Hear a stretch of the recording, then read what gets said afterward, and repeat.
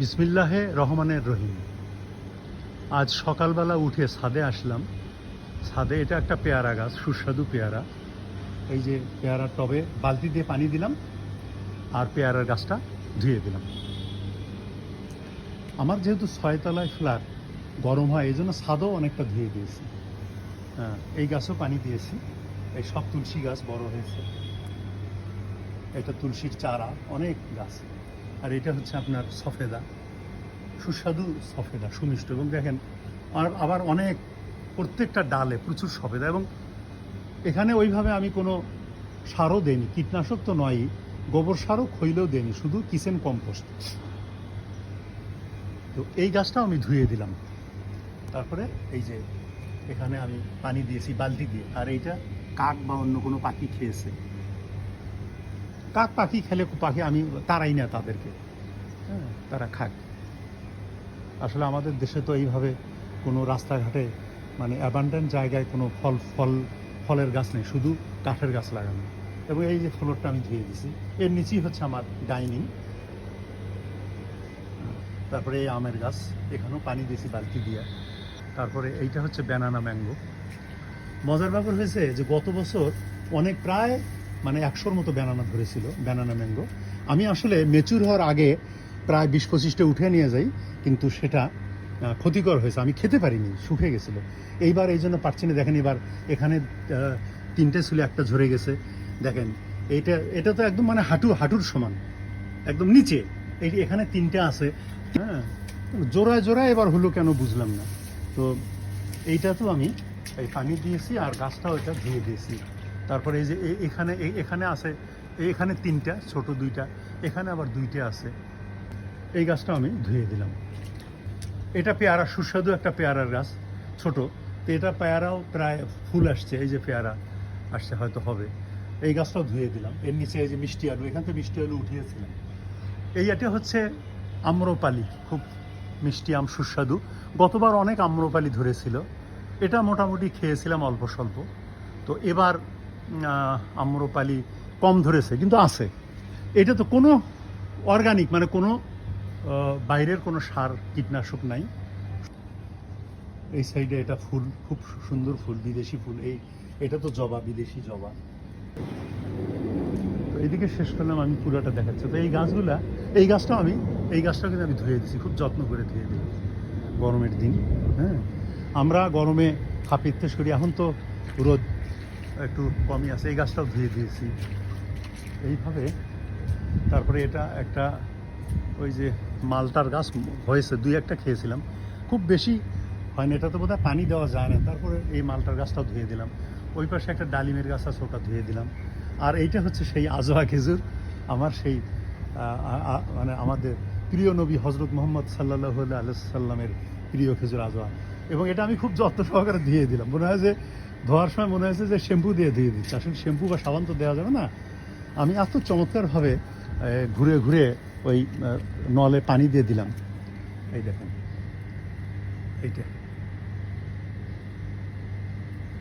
এইটা সেই আজোয়া খেজুর, অন্যরকম। মানে একে স্পর্শ করতে তো মানে ভালো লাগে। আমি একে এত ভালো লাগে যে এটা হোক। হ্যাঁ, এটা হচ্ছে, শেপ নিচ্ছে। এটা ধুয়ে দিলাম। এই ডালিম গাছ ধুয়ে দিলাম। তারপরে এখানে আখের চারা আছে, এগুলো আখ কেটে ফেলবো। এখানে আখের চারা আছে, প্রচুর আখ হয়েছিল।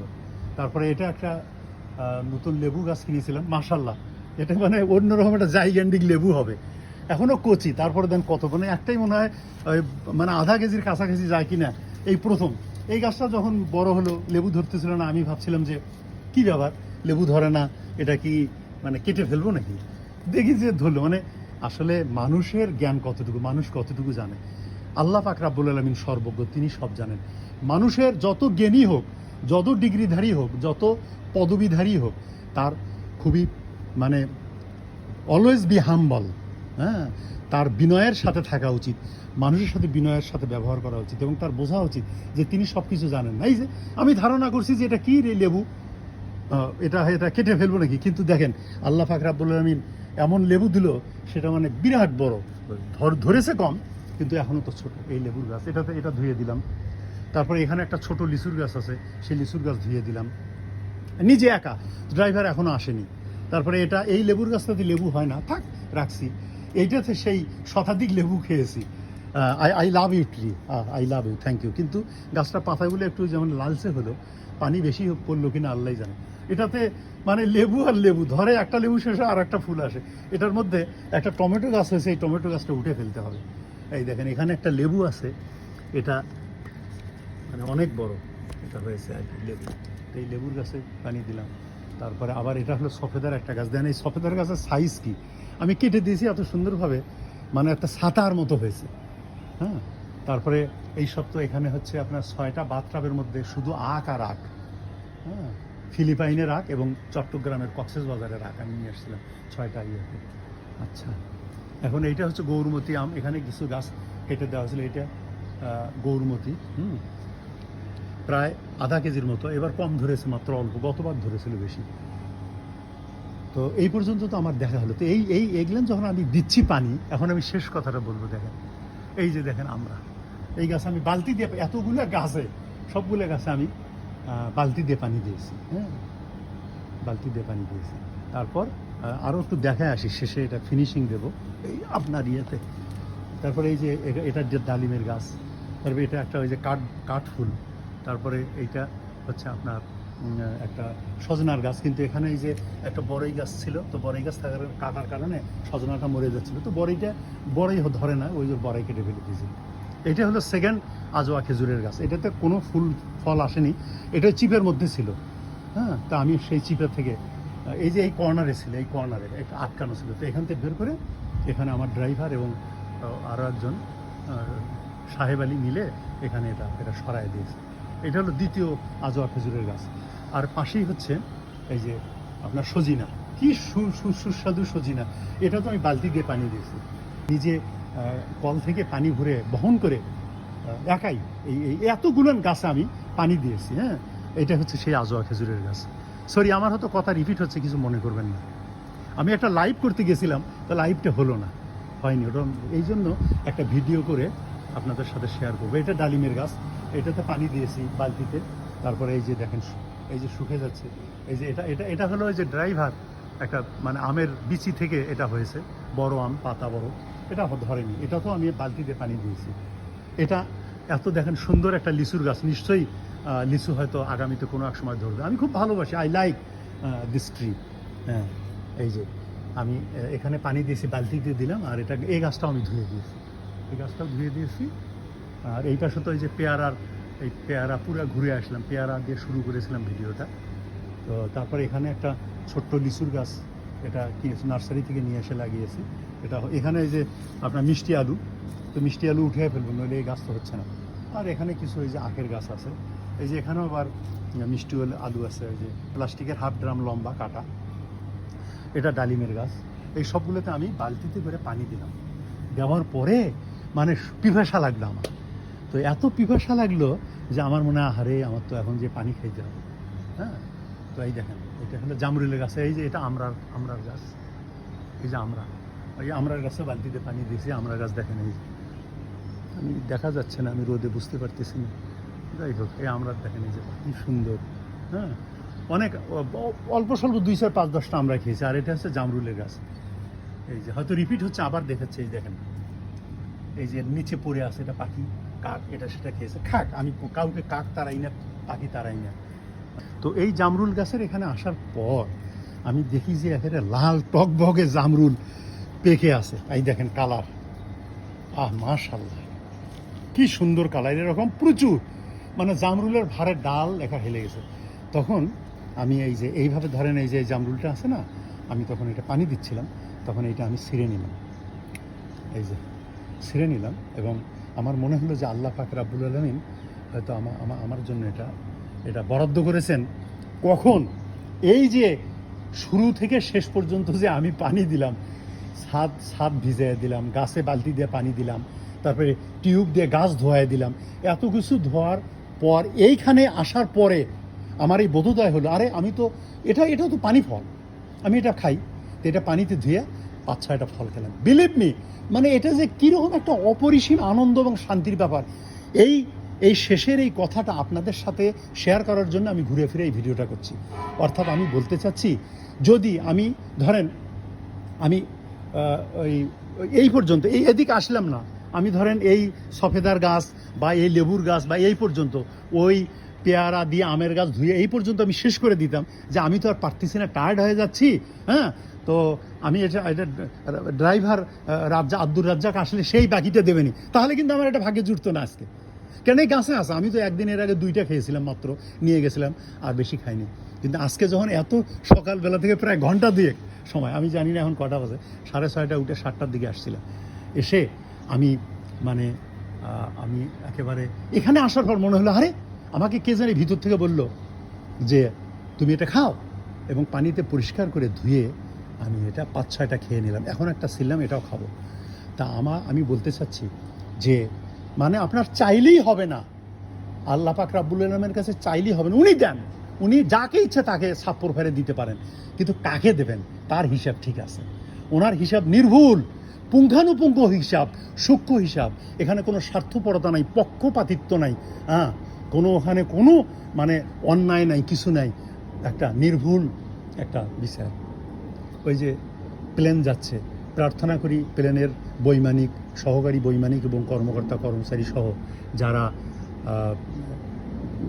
তারা যেন তাদের নিরাপদে তাদের গন্তব্যে পৌঁছতে পারে। মালিক তুমি আল্লাহ দয়াময়, তুমি সহায়, তুমি ছাড়া আর কে আছে, তুমি তাদের দেখো মালিক।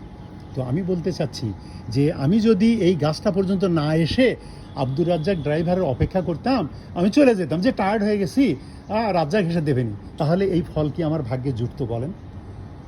অর্থাৎ আপনার সব মানে সব কিছু পূর্ণ হওয়ার পরেই আপনার চোখের পাতাটা মেলা যায়, সব কিছু পূর্ণ হওয়ার পরেই আপনি শুনতে পান, সব কিছু পূর্ণ হওয়ার পরেই আপনি হা করে আপনি গ্রাস নিতে পারেন। আপনি যখন ভাত খেতে বসেন, কোনো কিছু খেতে বসেন, তখন যে আপনি খেতে পারেন, এটার পূর্ব শর্ত অনেক কিছু পূরণ করার পর এটার প্রাপ্তি, এত সোজা না। আমি তাই বলছি যে মানুষের 16 কলা পূর্ণ হওয়ার পর আপনি আপনার প্রাপ্তি যোগ হতে থাকবে। তা আমি এই ওই থেকে ঘুরতে ফিরতে এখানে আসার পর আমার মনে, আরে এই তুমি ফল খাও, এটাই তো পানি, জামরুল, পানি ফল, বুঝতে পারছেন? তা এইটা তাহলে বুঝবেন যে শুধুমাত্র আমরা কান্নাকাটি করি, আমার শরীর অসুস্থ কেন, আমি কেন এই কষ্ট পাচ্ছি। আরে আপনি জানেন না, আমার নিজের পাপ থাকলে এটা শাস্তি আল্লাহকে দেয়, আমি নিজে ভোগ করছি না। আমি জীবনে মনে হয় যে আজকে রাত্রে ঘুমাইছি, মনে হয় যে আমার মৃত্যু হইতে পারে, ক্যান্সেল, বুঝতে পারছেন? মানে শেয়ারে বিনিয়োগ করে মানে কয়েকবার ধরা খেয়ে শেয়ারে কোটি টাকা লাভ করেছি আমি, শেয়ারে আই এম দ্য মাস্টার, কিন্তু পারিনি। পরে আপনার দুর্বৃত্ত আছে না, তাদের কারণে আসলে পারা যায়নি, পরে শেষ পর্যন্ত লস করছি, লাস্ট পেনশনের 40 লাখ টাকা লস করছি। সরি, এই কথাগুলো আপনাদের বলা ঠিক না, তারপরও মানে বেদনা আছে না, তো সেই বেদনা আমার নাই। সব 16 কলা পূর্ণ হয়ে আমি এখন এমন একটা অবস্থায়, প্রায় 5-7 বছর আমার কোনো ওষুধ লাগে না, আমি without medicine I am passing my time with pleasure, I am working with pleasure. মানে কি কাজ নাই, একটা লেবার যে কাজ করে তার চেয়ে আমি কম কাজ করি না, তার চেয়ে বেশি কাজ আমি করি, এবং আমার কাজের মধ্যে মাত্রা। আমার মিসেসকে আমি বলি যে আমি যদি একটা প্লেট ওয়াশ করি, আমি যদি একটা পাতিল ওয়াশ করি, একটা ডেস্কি ওয়াশ করি, আমি তো additional secretary, retired, so hot, একজন শ্রমিক সে যেভাবে করবে তার চেয়ে আমারটা মানসম্মত হওয়া উচিত, নইলে আমি কিসের রিটায়ার্ড এডিশনাল সেক্রেটারি। সরি, এটা আমার ডেজিগনেশনটা হয়তো বলা ঠিক হলো না, বলছি মানে আপনাদের বোধোদয়ের জন্য। অর্থাৎ একজন মানুষ যখন শিক্ষিত হবে, একজন মানুষ যখন জ্ঞানী হবে, একজন মানুষ যখন পদবিধারী হবে, তার ব্যবহার তো তত ভালো হবে, উচ্চ পদে যাবে। হ্যাঁ, মনে করেন যে জনপ্রতিনিধি যারা, তারা তো দেবতার মতো মানুষ হবে, এত সম্মান, এত কিছু প্রাপ্তি। আমার কাছে তাই মনে হয়। আমার বড় ভাই একবার এমপি ইলেকশন করার জন্য গিয়েছিল, একটা স্বতন্ত্র তো হয় না, আমি তার সাথে চাকরি বাদ দিয়ে গিয়ে আমি তার সাথে ছিলাম। আমার একটাই উদ্দেশ্য ছিল, যদি বড় ভাই নির্বাচিত হতাম, পারতাম কিনা জানি না, আমি চেষ্টা করতাম, আমি এমন কাজ করতাম, এমন কিছু দেখাতাম যে আমার সাঘাটা ফুলছড়ি উপজেলার লোক মাথা নষ্ট হয়ে যেত, তারা অবাক হয়ে যেত, যেটা কি, এটা বিস্ময়কর, এটা হয় এক পাগলে পারে, আর না হলে অন্য কেউ। এই কাজ মানুষের দ্বারা তো সম্ভব, এইভাবে আমি কাজ করতাম, কিন্তু মানুষ আমাদের বিশ্বাস করতে পারেনি, সে কথা আজ থাক। তো আমি যেটা বলতেছি যে আপনাকে একদম ভালোবাসা নিয়ে, মমত্ববোধ নিয়ে কাজ করতে হবে, সেটা অফিসে হোক বা সেটা আপনার আপনার ব্যবসা কেন্দ্রে হোক বা পরিবারে হোক, তাহলেই আপনার জীবনে আপনার যে আপনার শরীরের মধ্যে একটা স্বচিকিৎসা কেন্দ্র প্রত্যেকের শরীরে আল্লাহ দিয়ে দিয়েছেন, ওইটা খুলতে জানতে হবে। হ্যাঁ, ওইটা খুলতে না পারলে কোনো লাভ নাই। ওইটা যদি খুলতে জানতে পারেন তাহলে সব আপনার আনন্দ। ওইটাই খুললেই আপনি বুঝতে পারবেন যে what to do, what not to do, কী করতে হবে আর কি করা যাবে না, কি খেতে হবে আর কি খাওয়া যাবে না। অনেক কথা বললাম, প্রায় 17 মিনিট হয়ে গেছে। আমার মনে হয় এখানে আমি শেষ করি। হাতের এই জামরুলের রঙটা একটা মানে বেহেশতি রং, এটা হলো স্রষ্টা প্রদত্ত, এবং এটা হচ্ছে একদম অর্গানিক, কোনো কেমিক্যাল নাই, কিছু নাই। তো আপনারা ভালো থাকুন। আপনাদের সকলের জীবন, বাংলাদেশের মানুষ মানে আমার ধরেন পরিবার, আত্মীয় স্বজন, বন্ধু বান্ধব, গ্রামবাসী, প্রতিবেশী, হ্যাঁ, তারপরে দেশবাসী, পৃথিবীবাসী, সমস্ত পৃথিবীর মানুষের সুখ শান্তি এই রকম জামরুল ফলের রঙের মতো আপনার মানে রঙিন হোক, এই প্রার্থনা করছি। এটুকুই। আল্লাহ হাফেজ।